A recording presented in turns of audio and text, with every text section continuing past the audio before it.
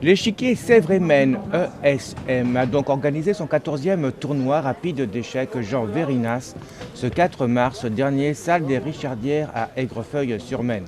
C'est le plus important tournoi de la région et se classe parmi les 3 ou 4 premiers de France depuis quelques années.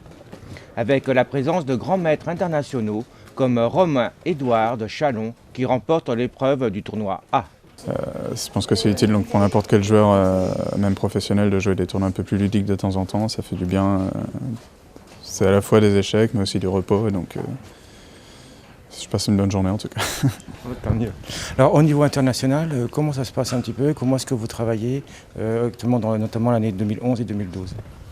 Au niveau international, je travaille avec plusieurs bons joueurs. Notamment, j'ai travaillé avec Veselin Topalov, qui est le numéro 1 bulgare et un des meilleurs joueurs mondiaux récemment. Donc c'était vraiment très intéressant. Et, je pense que ça m'a aussi fait progresser. Je travaille, comme tout le monde, je travaille principalement seul, notamment avec l'ordinateur, à travailler les parties récentes, trouver des nouvelles idées, etc. Travailler mon jeu des finales, plein de différentes choses. Et donc au niveau championnat, ça donne quoi en ce moment? Ça se passe plutôt bien. J'ai gagné un tournoi à Nancy la semaine dernière, qui était un tournoi très fort, un des plus forts tournois de France. Donc en ce moment, c'est plutôt une bonne période. J'espère que ça va continuer. Et bien sûr, toujours la question pour les jeunes, et les moins jeunes d'ailleurs, qui veulent progresser en échec, qu'est-ce que vous conseillerez? Il faut beaucoup jouer, il faut travailler ses ouvertures, parce que c'est important de bien commencer une partie parce que si on commence mal la partie, forcément après si on part avec un handicap et c'est très compliqué de revenir, notamment quand on débute.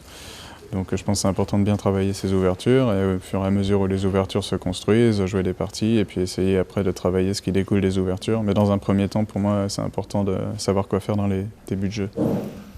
L'échiquier Sèvres-et-Maine, ce n'est pas seulement le tournoi Jean Vérinas. Il reste actif tout au long de l'année. On a d'autres opérations. D'abord, le club fonctionne effectivement toute l'année.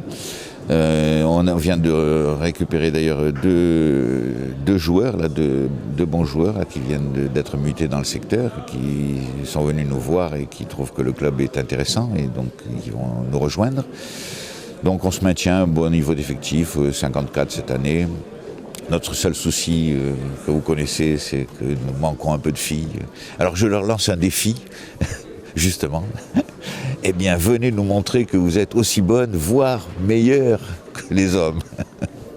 Et on les attend nombreuses l'année prochaine et on peut leur assurer qu'elles seront accueillies à bras ouverts. Bon, pour l'avenir, beaucoup d'activités, beaucoup d'animations, de choses qui sont prévues, notamment avec les écoles. Oui, entre autres, on avait déjà réussi une petite opération avec le collège public là, cette année.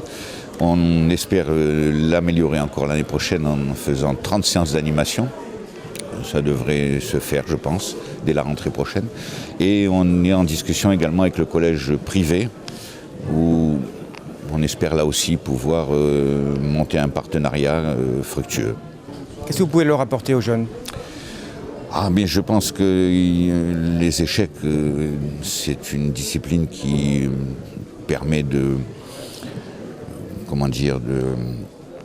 développer des qualités d'attention, de concentration, de compréhension de stratégie et en même temps d'une discipline personnelle, une maîtrise de soi qui ne peut être que favorable après dans toute discipline.